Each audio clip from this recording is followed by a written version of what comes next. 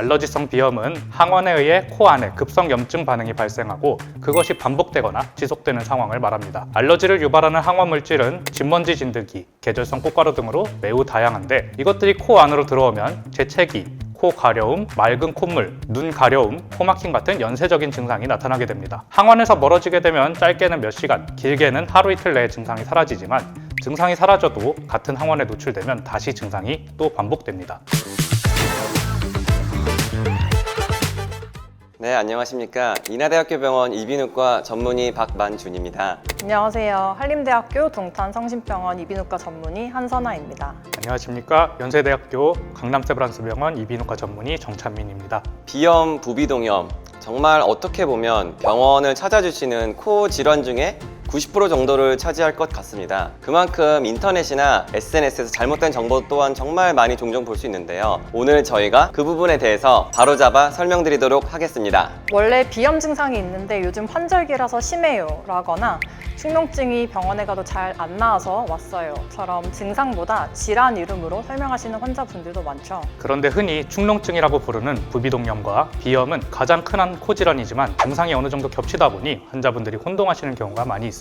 그래서 먼저 대표적인 질환과 증상을 함께 설명드리도록 하겠습니다. 정찬민 교수님, 그러면 일단 알러지성 비염은 어떻게 정리할 수 있을까요? 네, 알러지성 비염은 항원에 의해 코 안에 급성 염증 반응이 발생하고 그것이 반복되거나 지속되는 상황을 말합니다. 알러지를 유발하는 항원 물질은 진먼지 진드기, 계절성 꽃가루 등으로 매우 다양한데 이것들이 코 안으로 들어오면 재채기, 코 가려움, 맑은 콧물, 눈 가려움, 코막힘 같은 연쇄적인 증상이 나타나게 됩니다. 항원에서 멀어지게 되면 짧게는 몇 시간, 길게는 하루 이틀 내에 증상이 사라지지만 증상이 사라져도 같은 항원에 노출되면 다시 증상이 또 반복됩니다. 그리고 발작적으로 재채기를 하고 코가 꽉 막혀 있고 가렵고 냄새와 맛도 제대로 느껴지지 않고 심하면 수면장애나 집중력 저하도 동반해서 많은 불편을 겪게 됩니다. 그러면 한선아 교수님, 그 부비동염, 우리 흔히 축농증이라고 이제 쉽게 알고 계시는 질환은 어떻게 설명할 수 있을까요? 보통 축농증이라고 부르는 경우가 많지만 부비동염이 조금 더 정확한 표현입니다.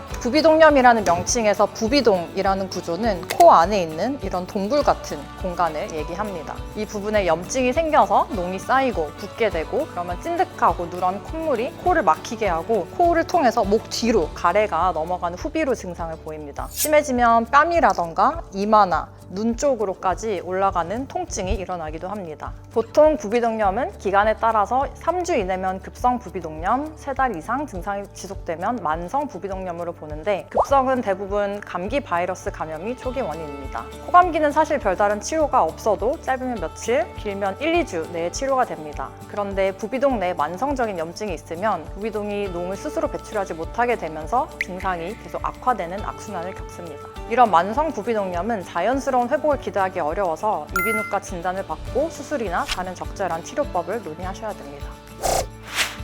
두 분께서 이제 말씀해주신 것처럼 알러지성 비염과 부비동염은 증상이 일부 겹치는데요. 환자 입장에서 자신의 증상이 이게 과연 그럼 알레르기성 비염인지 아니면은 만성 부비동염인지 구별하기가 굉장히 어려운데 오늘 저희가 그 둘을 구별하는 몇 가지 단서들을 알려드리겠습니다. 먼저 알러지성 비염은 세균이나 바이러스 같은 감염성 원인이 아니라 청소를 하거나 꽃가루가 날리거나 반려동물과 함께 있을 때 공기 중에 알러지 유발 항원에 의해서 일시적으로 과도한 면역 염증 반응이 일어나는 것입니다. 코 안, 눈 안, 심하면 귀나 입천장까지 붓거나 가려움을 느끼게 되고요. 재채기를 하고 투명한 물에 가까운 콧물이 코에 가득 차서 코를 막습니다. 몇 시간이 지나면 가려움증이나 재채기는 줄지만 코막힘은 한동안 계속되고요. 전반적으로 급격한 증상이 큰 특징입니다. 반대로 부비동염은 대부분 세균 감염이 동반됩니다. 그래서 부비동염도 콧물이 나오기는 하지만 점액처럼 누렇고 찐득하거나 고름처럼 비릿하거나 썩은 내가 느껴지기도 한다는 점이 알러지성 비염과 구별되는 가장 큰 차이입니다.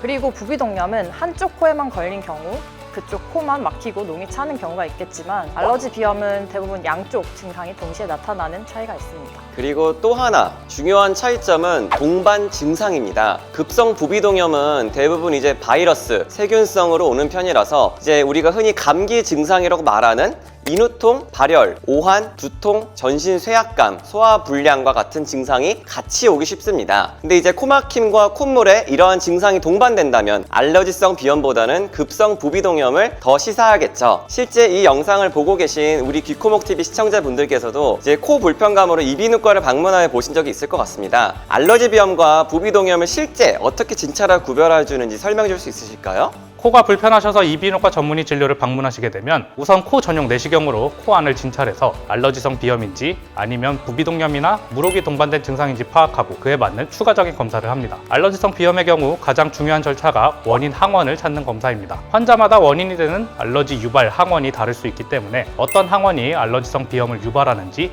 찾아내는 게 치료나 관리에 매우 중요합니다. 이걸 의학 용어로 감작이 되어 있는지 확인한다 라고 표현하는데, 체열을 통해 특이 항체의 혈청 검사를 하거나 여러 종류의 정제된 알러지 시약을 피부에 바르고 바늘로 찔러서 피부의 알러지 반응을 보는 피부 단자 검사를 많이 하게 됩니다. 어떤 방법으로 진단하는지는 이비인후과 전문의가 상황에 따라 판단하게 되니 알러지 비염이 의심되면 상담을 받고 적합한 검사를 받는 것을 추천합니다. 만약 환자분께서 문진상 부비동염이 더 의심되는 경우에는 코 안에 부비동으로부터 나온 고름이나 부어있는 소견이 있는지, 물혹이나 종양과 같이 코 안에 뭔가 막혀서 생긴 부비동염은 아닌지, 그리고 어느 부비동에 병이 있는지를 파악해야 됩니다. 따라서 코 내시경 진찰을 시행하는 것이 매우 기본이고 필수적이라고 할 수 있겠습니다. 그리고 부비동염의 유무만 확인하는 것은 단순 X선 촬영만으로도 가능하기 때문에 꼭 종합병원이 아니더라도 이비인후과 전문의가 진료하는 병원이면 쉽게 부비동염을 진단할 수 있습니다. 반면 이러한 부비동염이 잘 치료되지 않고 지속되는 경우 X선 촬영보다 더 정밀한 CT 촬영을 권유하게 되는데요. 내시경으로 보이지 않는 염증이나 종양은 없는지, 정확히 어떤 부비동에 얼마나 염증이 심하게 차 있는지 자세히 볼 수 있기 때문입니다. 그래서 잘 치료되지 않는 만성 부비동염은 CT 촬영 상담을 추천드립니다.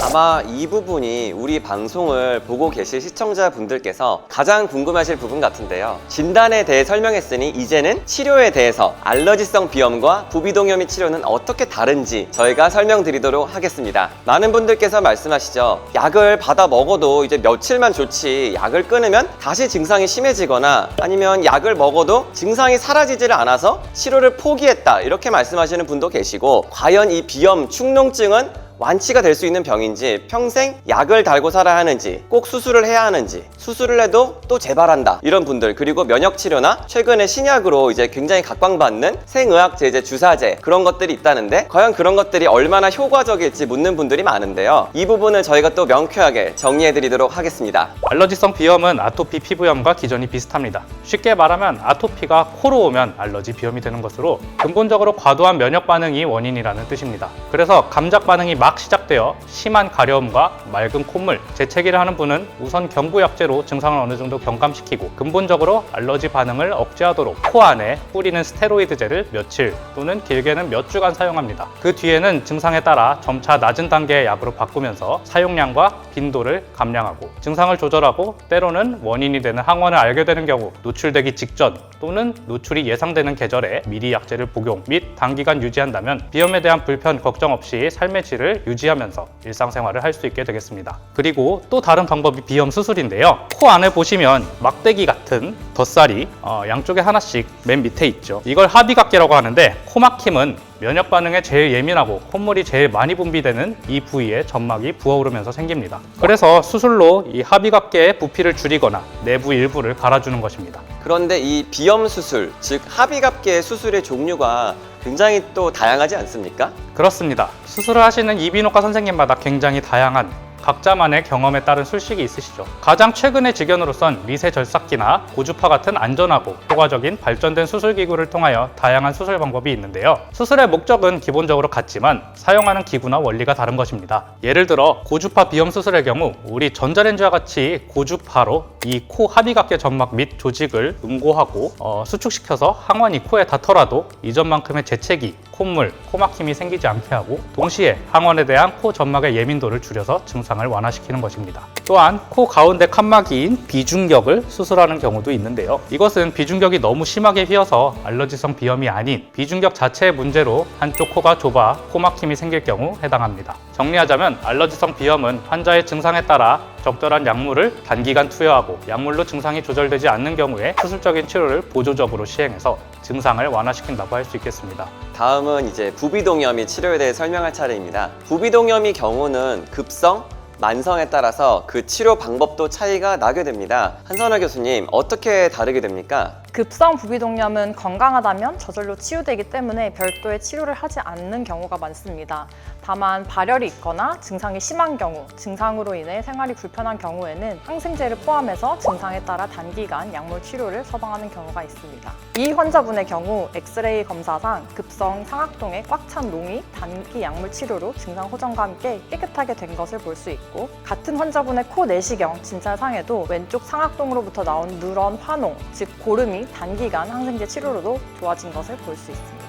반대로 만성 부비동염은 원인이 될 수 있는 무록, 만성 세균 감염, 심한 치주염이나 충치 같은 치아 문제, 곰팡이 감염, 코 안의 종양 등 다양한 원인이 있기 때문에 원인을 정확하게 파악하기 위한 진단적인 검사가 먼저 이루어져야 합니다. 단순히 만성적 세균 감염으로 인한 부비동염이라면 몇 주 정도 항생제를 조금 오래 복용하는 치료를 할 수도 있지만, 항생제 치료에도 증상이 계속 반복되거나 만성 부비동염의 원인이 앞서서 언급한 무록이나 종물, 곰팡이, 치아 쪽이라면 약물 치료보다는 수술로 코 안의 농과 원인이 되는 병변을 제거해야 됩니다. 부비동염의 원인에 따라 수술 방식도 달라지기 때문에 이 부분은 부비동염의 치료편에서 좀 자세히 다뤄보겠습니다. 네, 지금까지 여러분들의 귀코목 건강 지킴이 귀코목TV였습니다. 오늘 영상이 도움이 되셨다면 구독, 좋아요. 알림 설정 눌러주세요. 감사합니다.